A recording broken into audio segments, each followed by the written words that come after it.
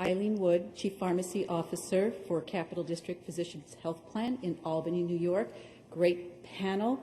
I wish I could ask you all a question, but I got to go to the hot seat to Ms. Shaw. So it's obvious, you want Novartis. Novartis is an innovator, and you want that message to be out there. But there's two pieces of information that are published recently I'd like you to respond to or comment on. The first one is surrounding Gleevec, and this is published by Bloomberg Business Week. And between 2007 and 2014, the price of that drug increased 158%. So that's first statistic.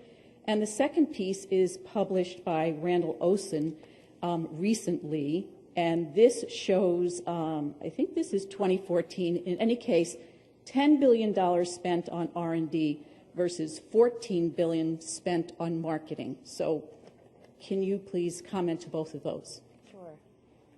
So the first question regarding Gleevec, I think one of the things you heard quoted this morning and maybe a couple of times here was that the increase in branded drugs is 13% year over year. IMS actually also looked at the net price, and which is hard to get, but as they took all of the pharmaceutical data and looked at gross to net from all of the rebates given, they've actually saw it was a 5.5%, and that was just published in the recent couple of weeks. And that's the lowest increase in the last 5 years. And so as you look at this transparency piece of what is actually WAC list price, what actually is net price, you get two very different stories. So does that affect those price statistics that Eileen just mentioned? Absolutely. With respect to Gleevec? Yeah, so when Gleevec's price has been increased, that's not the net price. In fact, I'd say probably all, because we look at a patient flow where we see how much patients are paying for their medications. Patients don't pay over $100. There's no patient that pays over $100 that's getting Gleevec. Most of them all pay less than $100. $100 per month. Per month. And our patient assistance program, last year we gave away 500,000 free medication to those patients. So when you look at the whole, I mean, it's the one piece is I think it's very important to look at the whole piece of the healthcare system. So 9 out of 10 prescriptions right now are generically written. So the wave of innovation is just coming back. And as you look at only 1 out of 10 prescriptions being branded, you also have to look at the total amount spent on brands. 10 to 12 cents we heard today out of every dollar. That was true for the last 50 years, and it will be true for the next 10 years, that the cost of healthcare a dollar spent is 10 to 12 cents on the dollar is spent on brands. And so when we only look at one piece of the healthcare system, we have a really hard time because we're always just talking about this price, or this price. If we could get into a discussion about what's the value of it, there's $450 billion worth of value since Gleevec was approved. Patients don't die of chronic myeloid leukemia. They lead productive lives for the rest of their life and die of something else. And Novartis has captured 9% of that. And so I think we need to look at the whole big picture and not one piece of it. And the second question... Not 9% of it in terms of the profits on the drug? In terms of what we gained in revenues from Gleevec over that period of time. In revenues, yeah. Okay. Just to take the second part of her question, yes. which is marketing expenditures versus R&D expenditures, and whether those, in many instances, as apparently these data show in the case of Gleevec, those have exceeded the R&D costs.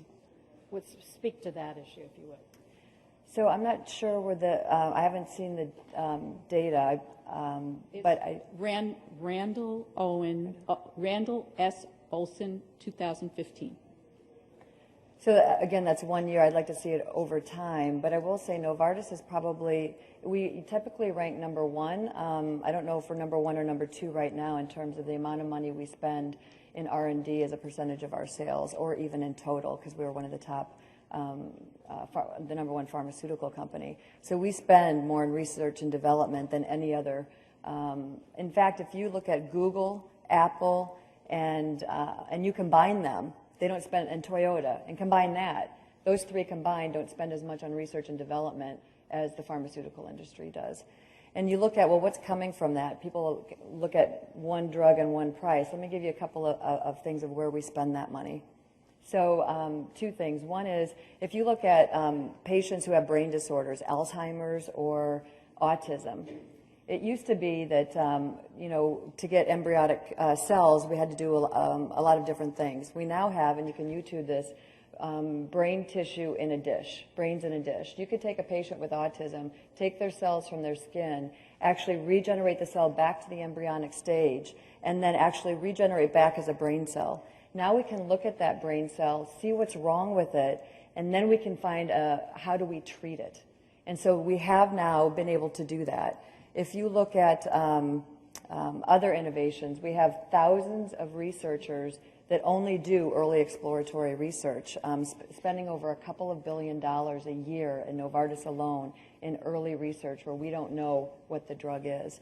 And so I think as you look at the total price and the transparency, it gets a little difficult to say one point in time, one drug, or even 1 year, et cetera, when we're looking at breakthrough sciences for patients in the future.